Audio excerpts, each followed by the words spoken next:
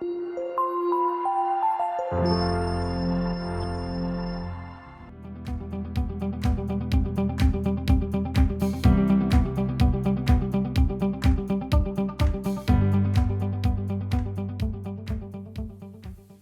কখনো এমন হয় যে অটো অ্যাডজাস্ট দেওয়া না থাকে, তাহলে আপনার সেক্ষেত্রে শুরুতে আপনার অটো অ্যাডজাস্ট দেওয়ার আগ পর্যন্ত আপনার হচ্ছে ইমেজ ঠিক মতো জিও রেফারেন্সিং দেখা যাবে না, বাট আপনি যখন আপডেট করবেন বা রেকটিফাই করবেন তখন আপনার ইমেজ ঠিক মতো জিও রেফারেন্স হয়ে যাবে।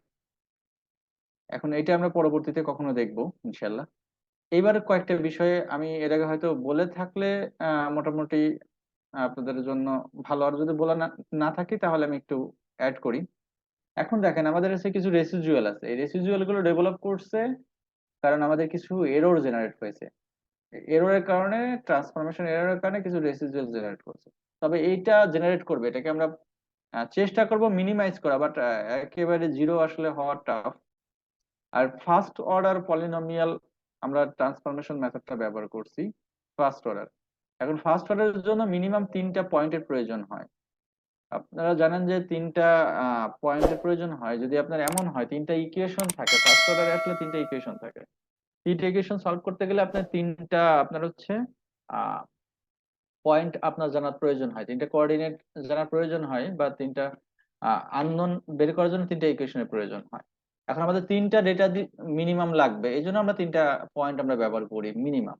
তবে আমাদের কাছে আমরা 4টা ব্যবহার করেছি, 4টা যখন ব্যবহার করেছি এক্সট্রা অতিরিক্ত হয়েছে, তখনই আমাদের সে বেস ফিট যেটা হবে সেটার রেসপেক্টে সে এররটা কতটুকু হচ্ছে সেটা বের করতে পারতেছে।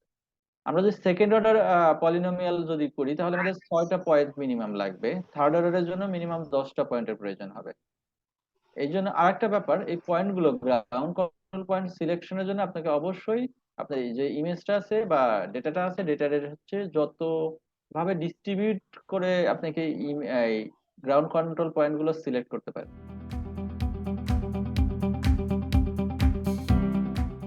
আমাদের এই ইমেজের ক্ষেত্রে আমাদের দেখেন ইমেজটা কিছুটা ঘোলা হয়েছে, এটা আমরা ট্রান্সপারেন্সি বা কালারের ক্ষেত্রে কিছু চেঞ্জ আমরা যদি আনতে চাই